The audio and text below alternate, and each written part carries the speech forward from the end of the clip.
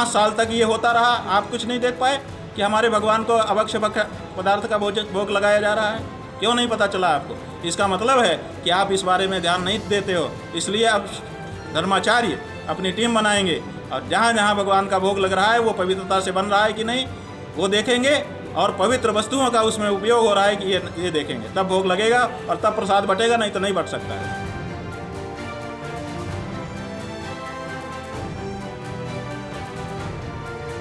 कि अब तो सब जगह ये कमेटी बनानी पड़ेगी हम लोगों को, सब जगह पे हम निगरानी करेंगे, हम देखेंगे वहाँ पर कि वहाँ पर कौन सी चीज़ आ रही है, कौन बन रहा है। अब सरकार हमको रोक नहीं सकती है, क्योंकि सरकार कहाँ थी, कहाँ था उनका इंटेलिजेंस? आपके पास करोड़ों हजार करोड़ रुपए का बजट दे दिया गया है, आप पूरे देश का टैक्स लेकर के बैठे हो, आपके पास संसाधन है। 5 साल तक ये होता रहा, आप कुछ नहीं देख पाए कि हमारे भगवान को अभक्ष्य पदार्थ का भोग लगाया जा रहा है? क्यों नहीं पता चला आपको? इसका मतलब है कि आप इस बारे में ध्यान नहीं देते हो। इसलिए अब धर्माचार्य अपनी टीम बनाएंगे और जहाँ जहाँ भगवान का भोग लग रहा है वो पवित्रता से बन रहा है कि नहीं वो देखेंगे, और पवित्र वस्तुओं का उसमें उपयोग हो रहा है कि ये देखेंगे, तब भोग लगेगा और तब प्रसाद बटेगा, नहीं तो नहीं बट सकता है। तो क्या केंद्र सरकार ने जो किया है, जो केंद्र सरकार उसमें मिली भगत मानते हैं कि जगह भाई मिली भगत है कि नहीं है, लापरवाही तो है, अनदेखी तो है। क्या हमारी पवित्रता की रक्षा करने का दायित्व तो हमारे देश की सरकार का नहीं है? कोई भी कुछ भी आएगा, कुछ भी मिला करके हमको खिला के चला जाएगा। कहाँ है वो बाट माप FSSAI कहाँ है? आपने विभाग बना करके रखा है, अरबों रुपए का बजट उनको दिया हुआ है कि खाने पीने में कहीं मिलावट हो तो देखिए। कहाँ है वो विभाग? क्यों वो देखता नहीं है?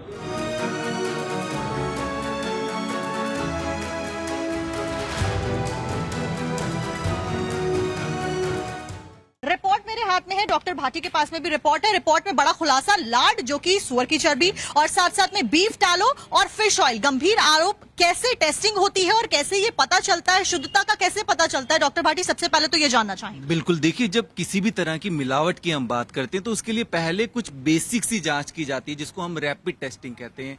फॉर एग्जाम्पल आज जैसे हम लड्डू की बात करें, घी की बात करें, तो पहले एक बेसिक सा टेस्ट करके उससे पता लग जाता है कि जैसे घी का देखें तो उसमें मॉइस्चर वगैरह देखा जाता है पहले। तो अगर पहले ही लेवल पे लग रहा है कि वो सैंपल फेल हो रहा है तो फर्दर फिर उसकी एडवांस जांच की जाती है। घी में जैसे ज्यादातर सबसे ज्यादा फूड टेस्टिंग लेबोरेटरी में देखा जाता है कि कई तरह के ऑयल्स और दूसरे मिला दिए जाते हैं। आमतौर पे तो जैसे हम वनस्पति घी की बात करते थे वो मिला देते थे, पर यहां पर जैसा हम इस रिपोर्ट की बात कर रहे हैं, इस रिपोर्ट में आप देखेंगे खास तौर पे एक एस वैल्यू दी गई है। तो जो ये एस वैल्यू है ये फैट को रिप्रेजेंट करती है। अब फैट भी किस तरह का है कि कई तरह के फैट होते हैं, तो खास तौर पे इस वैल्यू में देखेंगे आपका कि इसमें जो टेबल दूसरी दी गई है उस टेबल के अंदर पूरा दर्शाया गया है कि कौन कौन से फैट इसके अंदर मिले हैं, जिसमें सोयाबीन, सनफ्लावर, ये तो चलिए हम आम बात कर ही लें, बट जो खास तौर पे फिश ऑयल इसमें दिया गया है।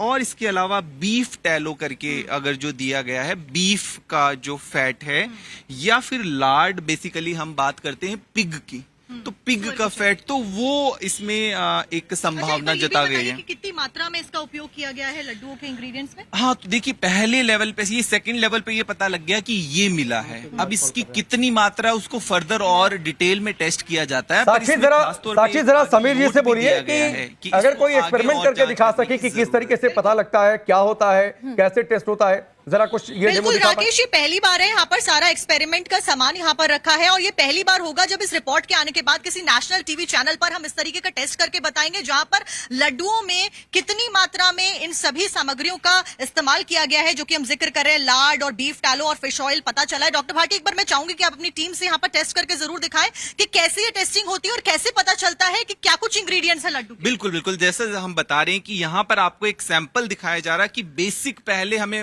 पता लग जाता है कि अडल्ट्रेशन है, मिलावट है, उसके बाद उसकी आगे जांच की जाती है FSSAI द्वारा।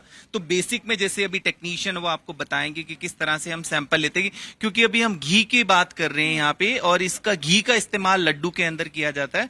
तो घी का हम सैंपल लेके फिर इसको, तो आप एक बार इसको टेस्ट ट्यूब में डाल के एक बार इसका दिखा सकते हैं। जैसे घी का जो भी हमारे पास सैंपल आया, जहां से जो भी आपका जिसमें भी डाउट लग रहा है वो प्रोडक्ट हमारे पास आ गया। घी का आने के बाद इस तरह का कुछ हम ये पिपेट से सैंपल लेते हैं, वो सैंपल कलेक्ट करने के बाद हम आगे उस जार के अंदर डालेंगे और कुछ हमारे पास केमिकल्स होते हैं। यहाँ पर चर्बी भी हमने मंगवाई है, क्योंकि टेस्टिंग हम बाकायदा करके बताना चाहते हैं दर्शकों को कि कैसे आखिरकार घी की टेस्टिंग होती है, जिससे ये पता चलता है कि घी में चर्बी का उपयोग किया गया है। ये पता कैसे लगाया जाए जो चर्बी यहाँ पर रखी है कि घी में मौजूद है, ये टेस्टिंग पूरी कैसे की जाती है, एक बार आप ये भी सरल भाषा में दर्शकों को बताइए। बिल्कुल, देखिए दर्शकों को सरल भाषा में, तो उसके लिए हमें चर्बी की आवश्यकता जरूरत नहीं पड़ेगी, क्योंकि ऑलरेडी एक टेबल बना हुआ आता है, ऑलरेडी वो फिक्स्ड चीजें हैं कि ये अगर आ रहा है, ये रेंज आ रही है तो ये मिलावट हो सकती है। उसके लिए आपको उस सैंपल की, जैसे घी में हम बात करें तो कई बार कई तरह के ऑयल होते हैं जिनकी मिलावट